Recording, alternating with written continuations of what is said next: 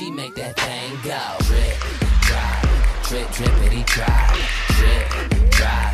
I do my dance like drip, drop, drip, drippity drop, drip, drop, drip, drippity drop. I know you got that bomb, shorty. What do 20-somethings love more than brunch? A brunch podcast. This is Waffles and Chicken with your hosts, Andrew Gary Garrison and Corey CJ Landis.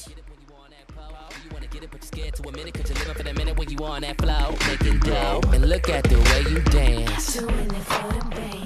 Alright, episode 2. Thanks for sticking with us.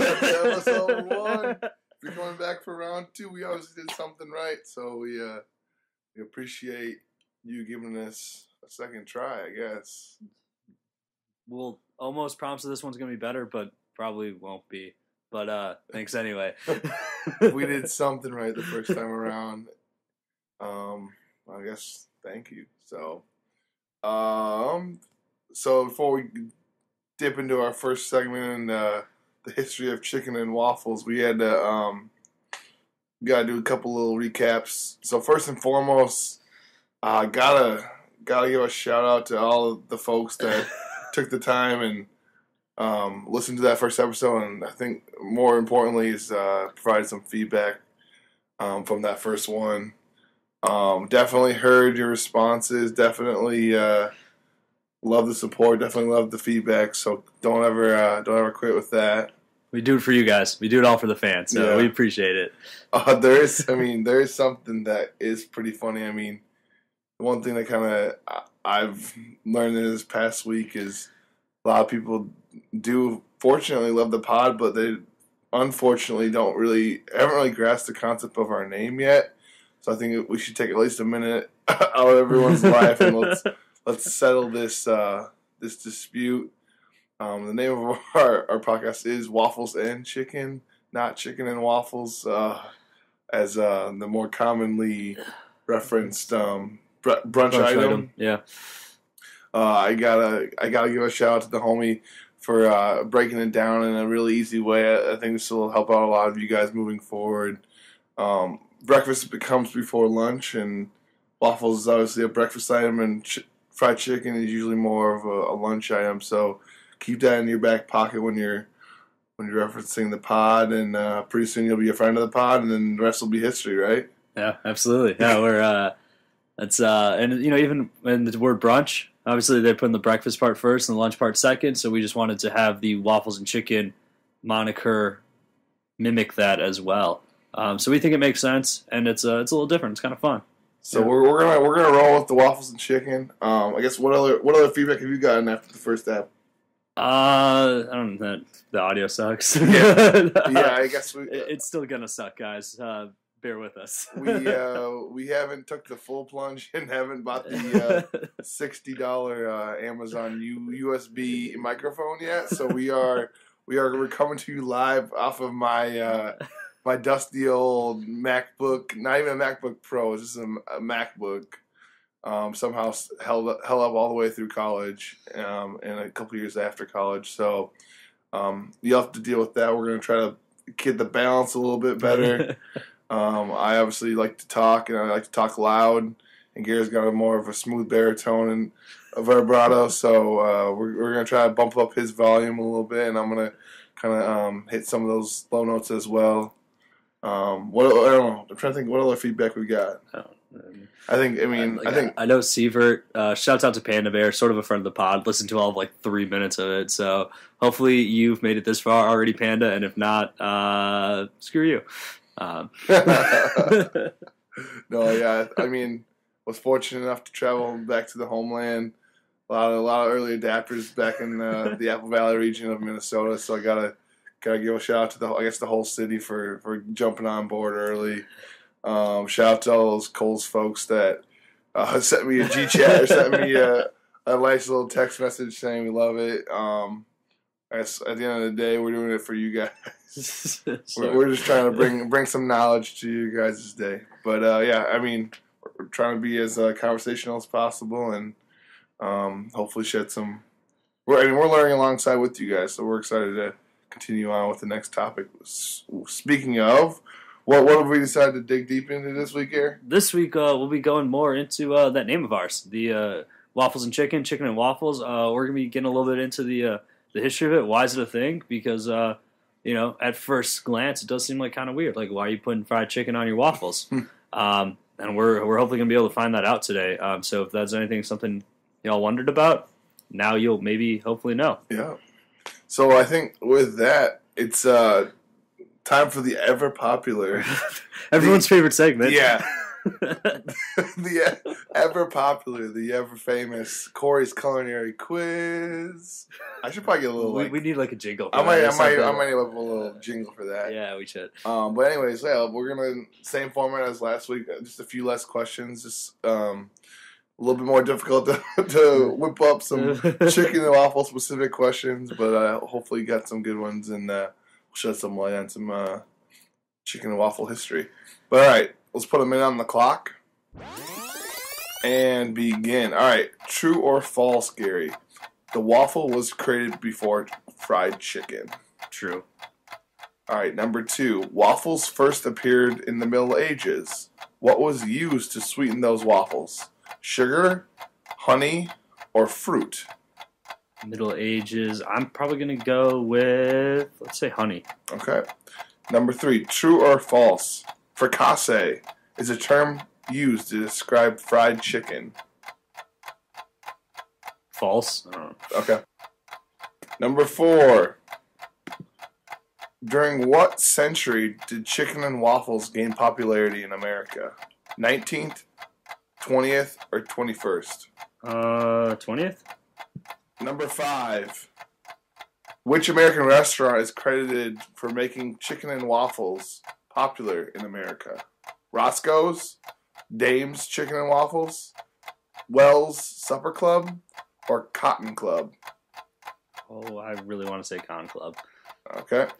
And number 6, which restaurant in Milwaukee was known for having the best chicken and waffles combination in the city, but later has decided to remove it from their menu? I believe, is that Trocadero? I that's a safe guess, yeah. I believe that's Trocadero. All right. I think you just got under the minute mark. So, good job. Let's do a quick little review. So, true or false, number 1. The waffle was created before fried chicken. The correct answer to that one is true. According to research that we did prior to recording this show,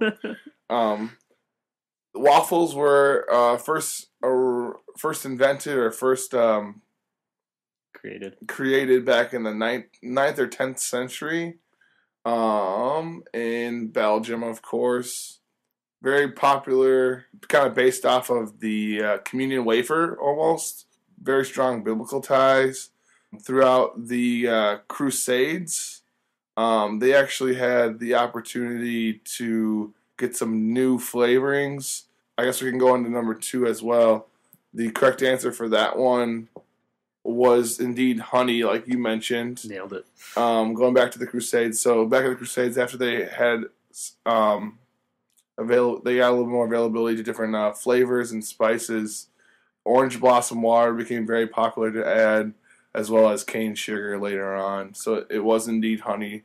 That was the first sweetener. Because, you got to think about, in the medieval times, that was probably the only available sweetener. Yeah. Or the most easily available sweetener. You had to get sugar from the Caribbean islands. Yep. Yeah. Fruit, I don't know if people were smart enough to think about that, or it probably wasn't as sweet as you want it to be. I guess grapes were probably growing. No, I know. Yeah, I guess it was pretty prevalent for waffles early on to be more of a street food, no surprise. Pretty portable. Technically, the Pilgrims are responsible for bringing the waffles to America in 1620 after discovering them in their brief stop in Holland. Of course, it became very popular in the New York region. Thomas Jefferson is reported to start an American waffle craze during the 1970s. Excuse me, the 1790s. Again, with two Thomas Jeffersons. Yeah, I was going to say, there's that great reading of mine. But then, of course, the most popular waffle reference is the 1964 World's Fair. Is where America was first introduced to the Belgian waffle. But enough about waffles already. Okay, so back to the questions. Number 3, true or false? Fricassee is a term used to describe fried chicken. You said false. The correct answer is true. Back in the 1300s was when fried chicken first became a viable cooking method. And I guess chicken was the first meat to be fried. And then they took that method and applied it to other meats. All right, back to the questions. Number 4, during what century did chicken and waffles gain popularity in America? You answered 20th century, and that is correct. So I guess the first origin of chicken and waffles is indeed a bit sketchy in America, to say the least. Like I said before, stories of Thomas Jefferson, as well as the Pennsylvania Dutch, and of course Southern slaves, have all contributed to the mystery and lore of the beginning of chicken and waffles. Although many lay claim to having invented and inspired this combination, there are some facts about the history of chicken and waffles that are undeniable.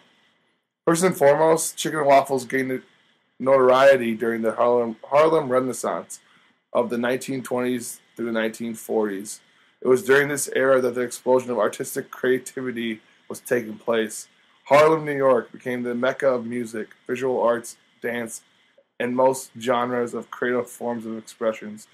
Yep, so it was indeed the 20th century that was the century that Americans first kind of got to witness the popularity of it grow, and it was mostly due to the Wells Supper Club, which you unfortunately answered incorrectly. So the Wells Supper Club offered breakfast, lunch, and dinner, with dinner service typically ending around 11 p.m. to midnight. Wells would often have fried chicken left over from the dinner service. Seeing an opportunity to boost sales and reduce food waste, Wells started offering a late-night, early-morning menu featuring their savory fried chicken paired with a deliciously sweet waffle. This combination quickly became a hit and inspired other restaurants to offer the pairing as well. So it started off as more of a late night drunk food kind exactly. of thing, and then transitions way into brunch. That's interesting. Yeah. For you folks at home, now you know. Chicken and waffles, maybe have it when you're drunk too. I was gonna say chicken and waffles, not just for breakfast anymore. I was gonna say pretty delicious at all times, really. But obviously, throw a couple of drinks back, and you're just in the mood for some chicken and waffles. So yeah, overall, I mean, Wells was indeed the spot that it all kind of started. That takes us kind of into our last one. I think the most hot topic would have to be which Milwaukee restaurant was known for having the best chicken and waffle combination before it was removed from their menu. And you said Trocadero, which is indeed correct.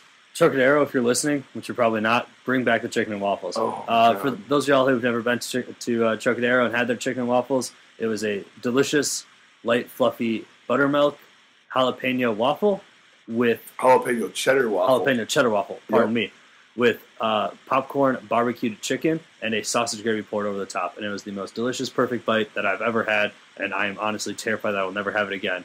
So, I mean, just breaking it down. First and foremost, jalapeno cheddar waffle. First of all, amazing. Who thinks of that? It's incredible.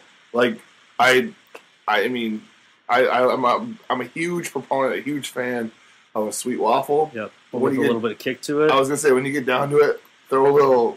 You put cheddar in anything, I want to be happy. Yep. Let's be honest. But then you throw a little heat to it too, just to kind of give it a little. So the waffle had layered flavors of the heat, and then the sweetness from the waffle itself, and then your chicken instead, which a barbecue sauce in and of itself is generally a little sweet, savory kind of thing going on too. Yep. And then you just pour some delicious homemade sausage gravy over that whole thing.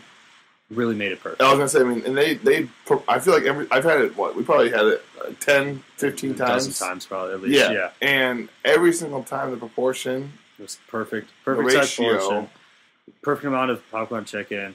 But the gravy, gravy wasn't overpowering. It didn't smother it by any means, but just added kind of a nice little savory finish to it. And it's a damn shame that's gone. Oh. Rest in peace, Trocadero Chicken and Waffles. You made this all possible. You inspired us. Well, yeah, do we want to break down our last visit there? I think that was kind of a funny story. Yeah, please, go ahead. Last time we were there, me being the person that I am, and being sort of, I don't know, I guess inebriated still from the night before. I'm feeling a bit gutsy, a little bold. Yeah, a little bold action. I was still and still am pretty heated about them removing their best menu item from the menu because I think it's gonna probably result in them shutting. It has to hurt revenue. Shut the door. Yeah, the they're door's going to close up in a matter of minutes. Yeah. Anyway, so I being the person that I am, I decided that it would be a great idea to, first and foremost, I'm still going to hold on to the fact that they might bring it back. So I always ask the waitress if it is available. They give me the same speech. Oh, we changed management. The menu has now changed. And then they have chicken and biscuits, which we have terrible. Did you try that? Yeah, I had that the same day we were there. We got the letter. Terrible. The biscuit itself was just like eating like a piece of hardtack, just so incredibly dry and chalky. And it even seemed like the gravy took a hit too. Yeah. The chicken was like okay, but not flavored or seasoned at all. It really doesn't. It pales in comparison. Yeah. So after Gary's poor experience, it kind of just really sunk in that something needed to be done, and I took it upon myself to first and foremost ask for the manager. But unfortunately, the general manager was not there that morning that we were there. And the next step I took was she said, well, you know what? You can write a letter or write like a comment card. Yep. So I, being the person that I hopefully articulated pretty clearly. Concerns. Yes, our concerns are overall just need for the dish to come back. And haven't really heard anything from them yet. No. Again, if they are listening. You left emails and phone numbers. The best part of this letter, too, was that it was addressed very professionally and formally. Dear Trocadero decision makers. I mean, because at the end of the day, the person who is deciding whether the chicken waffles comes back, that's who I wanted to reach. That's who we need to talk to. So if you do stumble upon this, if you do somehow get this from a friend's friend's friend, and I mean 3 years from now when we're not on the air anymore, we are still willing to discuss that dish. Yeah, just send us an email. It was probably the best thing about my mornings each Saturday or Sunday whenever we went. Yep. If you're listening right now, Trocadero Decision Makers, send us an email at wnc.podcast@gmail.com. Wow. Or tweet at us, WAF, WAFN chick. We made it that far into the podcast without me promoting us. Without a promo. But hey, it's all part of the growing process. I love it. All right, so kind of broke down the history a little bit. Any other would you, this is probably going to be a very difficult question. If I had to force you to pick one over the other, where are you leaning? Are you leaning more pro-chicken or more pro-waffle? And that's completely out of line on my part, so I do apologize in advance. Really sprung that one on me. Yeah. Are we saying which part of that dish do I enjoy more? Or if I had to, forego eating part of that dish? I think... Let's do it both ways. Let's first break it down. Are you more team chicken or more team waffle? I would rather never be able to eat a waffle again than never eat fried chicken. Okay, that's fair. Because I think fried chicken has more versatility to it, and there's some really, really good fried chicken, and your best waffle on the planet is still not as good as your best fried chicken. Agreed. Even if it has chocolate chips in it. Yeah. Okay. I had to ask that. Yeah. Then if we had to break it down, while you're eating your chicken and waffles, a hell of a combination. Which part do I enjoy the most? What is a more important component of that combination? Would I rather have the chicken and waffle? Well, you could have a mediocre. I'm assuming you're going to eat more chicken just the way that you broke it down. Is that going to be? You could have a mediocre piece of fried chicken with a phenomenal Belgian crispy to the T waffle, or is it more important to have a nice perfect piece of fried chicken with an Eggo waffle underneath? I think I'm going chicken again on this one, just because bad chicken could really ruin it. If the chicken itself is too dry or burnt or, kind of not plump, then that's going to affect it. But if your waffle came out a little bit dry, a little bit burnt, just put more syrup on that shit. Okay. See, that's an easier remedy. I lean almost, I'm definitely with you on the pro chicken side when it comes to both combined or not separated. But I do want to make a point that I do think the waffle is definitely important. Yeah.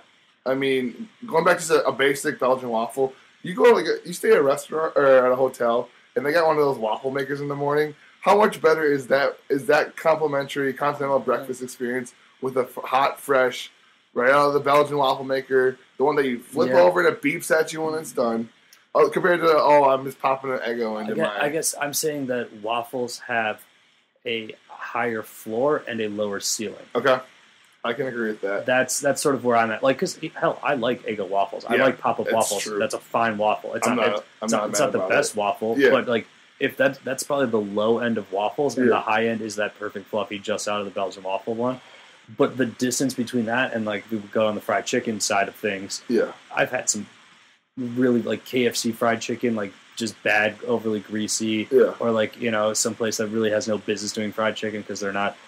And that's not a thing. It's just like on the menu, it's like I guess we'll fried chicken. Like that's some bad fried chicken, and then there's like really really good fried chicken. Yeah, no, so I'd rather have that do well. Yeah, because I could tolerate an average waffle. Yeah, but if it's really bad chicken, I think that would ruin the whole ensemble for me. I know that we are both very we are very infatuated by with obviously the barbecue dipped chicken combination. If we're doing just straight up fried chicken, what's your favorite piece? Are we going more thigh? Are you more dark meat? Are you more breast? What would you prefer on top of your waffle? I do like dark meat. It's more flavorful. Okay. But drumstick, thigh, leg. When are you leaning? Yeah, I mean, well, if from like when my grandma used to make fried chicken or whatever, I'd always go for the legs because they're like the drumstick and legs. It's kind of a fun way. It's a fun way to eat it. So maybe like the ideal chicken waffle would be one piece dark meat, one piece white meat, so you can kind of mix it up there because. Can we agree that it would definitely be breast leg combo? Yeah. Yeah, more than the thigh. What it would be a wing? Yeah, thigh. Yeah, who the fuck eats thigh wings? But it is funny. Okay, so going back to the Roscoe's. So Roscoe's obviously, I think it was started back in the '70s out in LA with a guy who was originally from the Bronx area where the kind of the chicken waffles took off. He started this Roscoe's joint, obviously very popular. I think Snoop Dogg is a very big fan of it.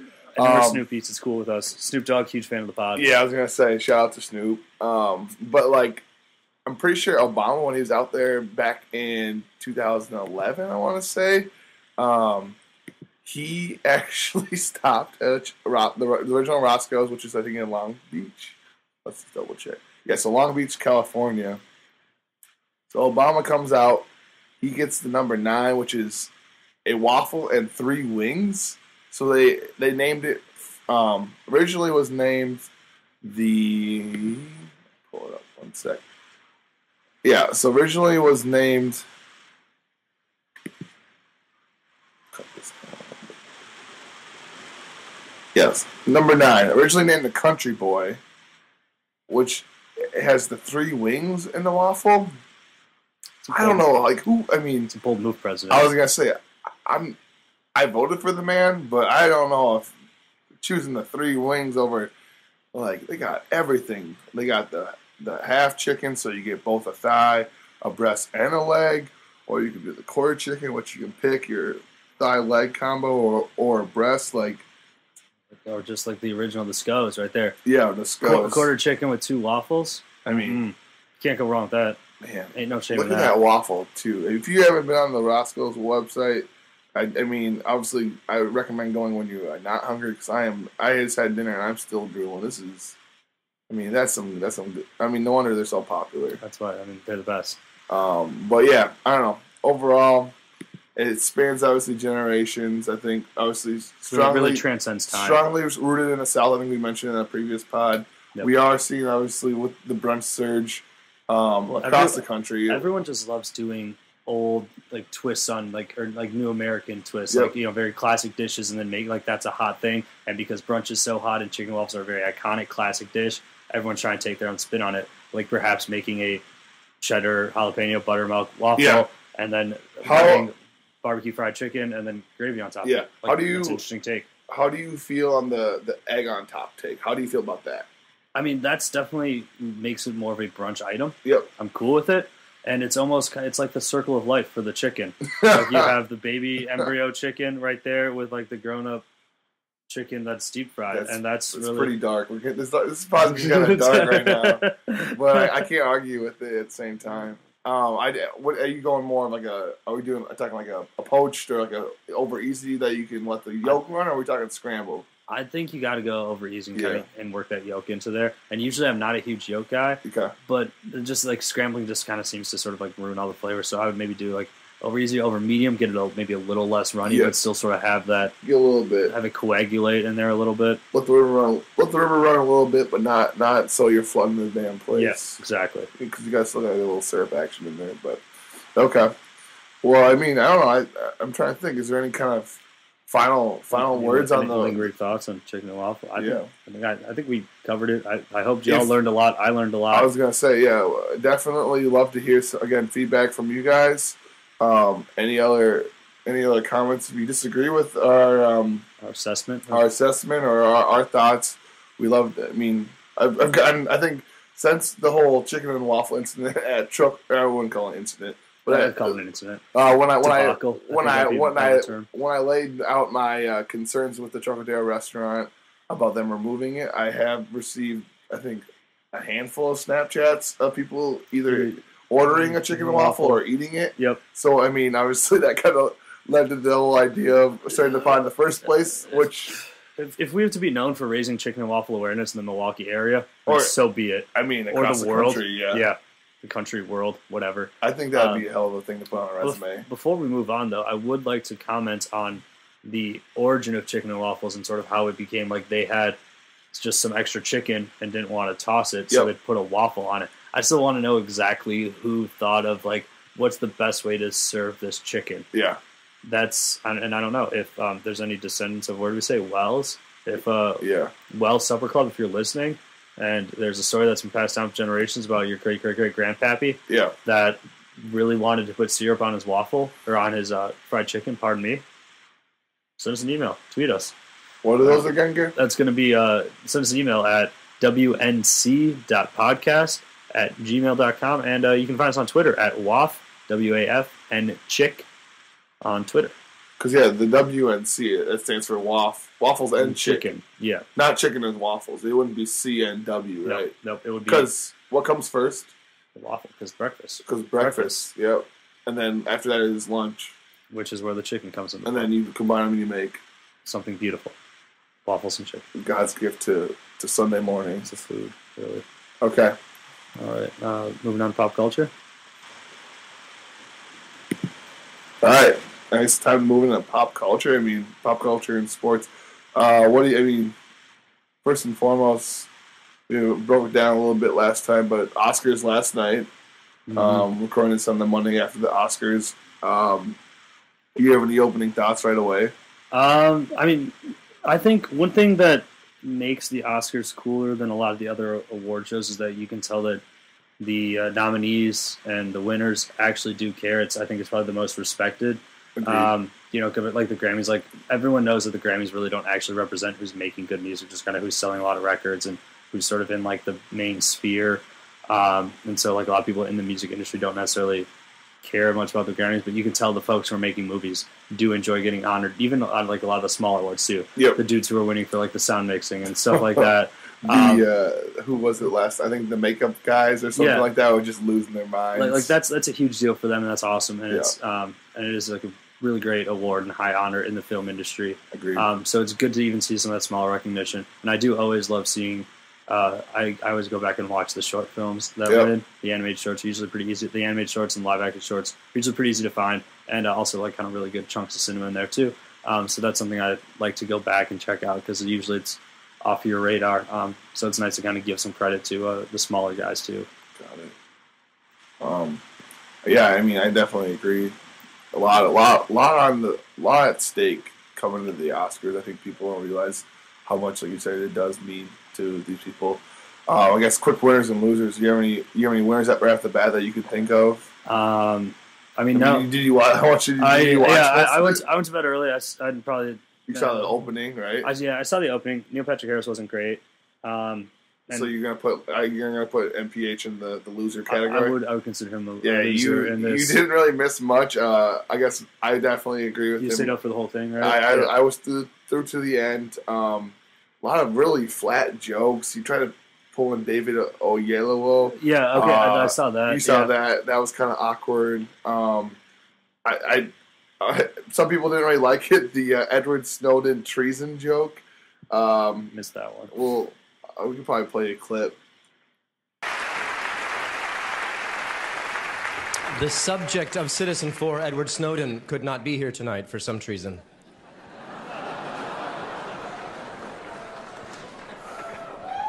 And now, to counterbalance that celebration of truth-telling and honesty in film, please enjoy the next few minutes of commercials. Coming up, a performance by Common and John Legend, and then Lady Gaga. And, I don't know. I thought that was hilarious. A lot of old reactions from the crowd, obviously. But I don't know. Overall, obviously, coming off of Ellen's just kind of monumental year, it's going to be a tough act to follow, for lack of better terms. Anyways, so I have to put him in the loser category. But first and foremost, Birdman and the Grand Budapest Hotel, both, I think, taking home 4 awards each. Grand Budapest Hotel, well deserved of a lot of the more technical cinematography, right? And, they won. It was like makeup and costumes, and I want to one of the editing awards, not exactly production design, maybe. Yep. But yeah, great Wes Anderson film. I know you watched it. Loved it. Yeah. Huge fan. Love Wes Anderson. Love everything he does. Just... I know Ed Norton was technically nominated for Birdman, but I think he gave just as good or a better, well, not better performance, but just as good a performance in the Grand Budapest Hotel. Yep. Him, Ralph Fiennes, just a great job. I love the Lobby Boy, of course. But then Birdman taking home 4 of the big ones. Director, cinematography. That guy's on fire. He won back to back after doing Gravity. Best Picture. Yep. And Michael Keane, did he win? Nope. Adapted screenplay. Oh yeah, probably adapted or whatever one it was. I feel like I've seen that guy. First I thought I had seen the director from last year, but obviously is Alfonso Cuarón. Obviously both Mexican but well respected directors and filmmakers. But yeah, interesting to see them just sweep it like that. One thing I was reading about Birdman, which probably explains some of this, and in terms of the Oscar voting, like if you were, in an Oscar pool or, putting money on it, Birdman being about Hollywood and show business, movies about show business generally tend to play well at the Oscar votes because they're all people in the industry in Hollywood, and because they're you're saying celebrities. You're saying that people in the movie industry like seeing movies about themselves. Exactly. What a concept. That's probably why they got into cinema in the first place. Shocker. For future reference, if y'all are out there and trying to win some money on the Oscars, bet the farm on if there's any movie about Hollywood or about show business that's nominated for a bunch of stuff. Put your rent down on that. Thank me later. Did you watch Birdman at all? No. It's on my to-watch list. Yeah, definitely. I watched it. Great movie. Pretty strange. I think I was leaning more Boyhood for the awards, but still a well-deserving movie. I guess moving into the next winners. Overall, the music, besides Neil Patrick Harris opening act, I thought was really great. Adam Levine was there.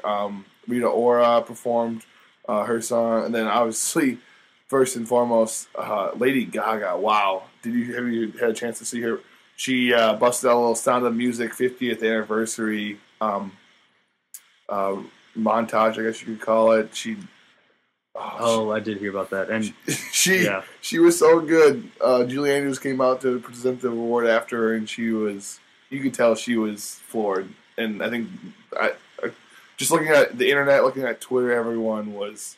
If you don't think that Lady Gaga has a good voice up until this point in your life, I think you really need to evaluate that. She converted a lot of people because definitely her vibe before was a little bit off, to say the least. Coming into the music industry with the whole pop vibe, I think always kind of questions people. But I think Tony Bennett she did the duets with, led her in the right direction, and then obviously I think this kind of cemented it. If you were on the fence, yes, I she mean, won a lot of folks over last yeah. night. Watch 10 seconds of her performance last night. It was something to behold. And then I think finally the John Legend Common performance was, I mean, it put people into tears. People in the audience they cut to were crying, and obviously people. I was pretty moved at home. I eventually went on to win the best song for Glory. Really cool thing about the set, and I thought it was overall just one of those glorious glorious performances. Yeah. So I don't know. Then I guess losers back on the other side was joining Neil Patrick Harris on that lonely. In a literal standpoint, Boyhood did lose. Yes, I mean that was my picks for at least for Best Picture last year. Like you said before, the more Hollywood-esque movie swaying. I think some people late, but I know we've talked about it before. The whole voting process, at least for the Best Picture, is kind of funky. If you're not really familiar, there's a lot of stuff online about how it's kind of like a trickle-down system. So even if it did receive the most first-place votes, it really depends on this. Like you need to perform. You need to have a lot of votes, obviously, towards the top in order to take a Best Picture. Ranked choice voting is the technical term for it. So like a first-place vote's worth like 5 points. Second-place vote's 4. So far down. And so, I think a lot of people. I think Boyhood was more of one of those. You loved it like it was your number 1 or was your number 5? Well, I mean, it being recorded over 12 years obviously propelled it into like the early front runners, obviously into a lot of those first awards that happened before last night. But overall, I think unfortunate that it didn't take any home. But I mean, I think that Richard it did win one with Patricia Arquette, who made a very very moving speech about women's wage equality, which makes sense. Yeah. But who was Best Actor? Did Cumberbatch win that? No, it was Eddie Redmayne. Okay, for Theory of Everything, which amazing. Oh yeah, Cumberbatch was Imitation Game. Yep. So I mean, all well deserving. Julianne Moore got her first one. I know she was pretty moved. I mean, like you said, just overall, and these awards mean something to these people. I mean, a lot of very famous names that have never won an Oscars that you would never even blink twice if you. I wouldn't put the Leonardo DiCaprio of the world is the most pronounced one. Yeah, but there's a lot of great actors who just it's more by chance at the end of the day. I think you get a good movie on the right year with the right competition in there. Yep. I think that's kind of the overall take on that, but I mean that's kind of really it. It was a very definitely the biggest pop culture thing, Oscar-centric weekend. Yep. If there's any new listeners for the pod, which I doubt, What's Percolating is just kind of whatever's on either of our minds. So we're going to get started, and I'm going to ask Corey, what's percolating? Okay, so I guess I got two that kind of come to mind. First and foremost, kind of random, but as I was driving home from my visiting Minnesota last weekend, I was basically had the Pandora Comedy Station on the whole time, a lot of stand-up routines. And it was brought to my attention, I guess, yesterday at some point, that a very, not famous, but a very well-respected comedy writer for the Parks and Recs and a few other programs, Harris Whittles, unfortunately passed away at the age of 30 this past weekend. I mean, I don't really know his work, and I kind of just perused it this afternoon, but he's obviously a very talented guy, very funny, and just to see the reaction from Aziz Ansari and some of those other Scott Ackerman for the Comedy Bang Bang, who worked with him a lot, really kind of they're seeing how shook up they were from his OD. Kind of, I don't know, obviously don't know them at all, but it kind of hits my heartstrings a little bit, and it brings back the whole Mitch Hedberg. How he passed away as well. Mitch Hedberg was great.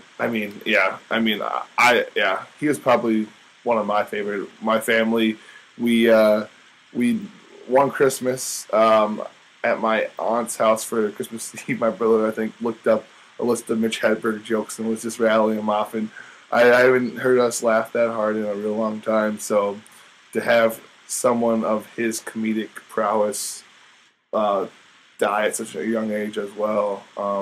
It really does make me sad. Obviously, I'm on the outside looking in for that community, but I know it's almost one of those ever too common cases when it comes to people within that comedic and comedy community. So thoughts and prayers for all of them, I guess. But I guess in more happy news, like I said, I was home this past weekend. I had the distinct honor and privilege to help out and witness and photograph and watch my brother propose to his girlfriend of 6.5 years.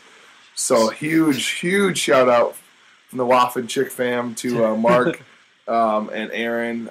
Could not be happier for both of you.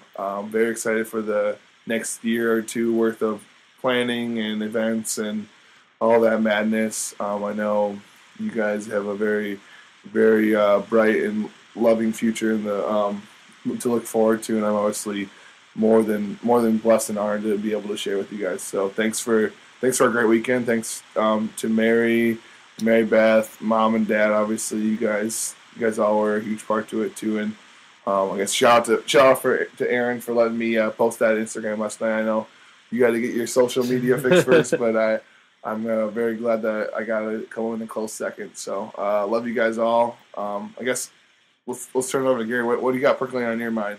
What's percolating for me, CJ, is we're going to be talking about ice a little bit. Just when y'all thought that this podcast couldn't get any more exciting, we're going to be talking about frozen water.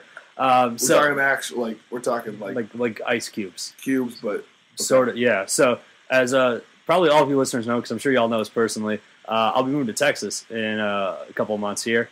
And shout out to Texas. Shout out to Austin, Texas. Austin, Texas. We'll be down in Austin. If any of our listeners are in Austin. Yeah, fair warning to this. Yeah. The city and city of Austin and the state of Texas. We have any listeners in Austin who are familiar with the Austin area. Yeah. Send us an email, shoot me a tweet, let me know.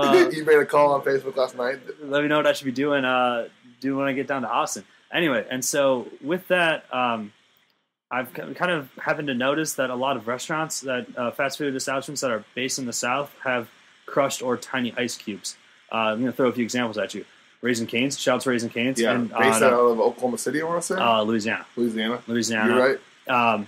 Sonic is based out of OKC. Yep. Chick-fil-A, Georgia. Yep. All have mini crushed ice cubes. Have you been to Steak and Shake before? Or Del Taco? I think Del Taco. Del Taco. Or Whataburger.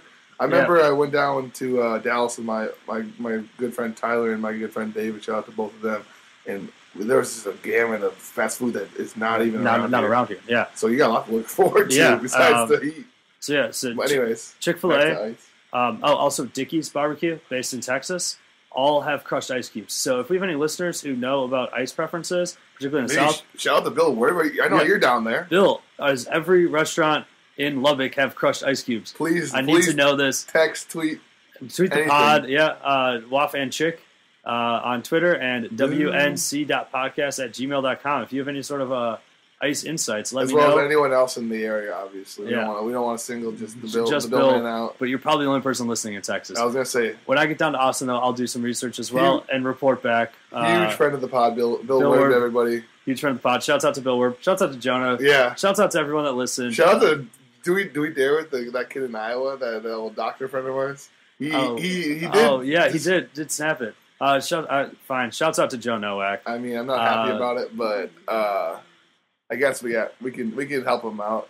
I saw that cute little picture of you, Joe, and the girlfriend, I believe that was at the med school prom. Wow. With our friend Ryan Johnson as well. Y'all are looking great.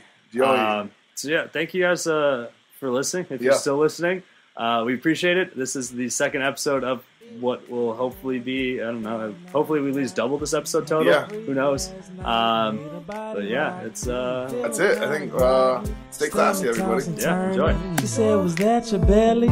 Or were those birds chirping? I said that I was hungry. She said, baby, me too. Why don't we go out and get us some breakfast, boo? We ain't gotta leave to get no breakfast food, 'cause I'm a lady tamer and a chef too.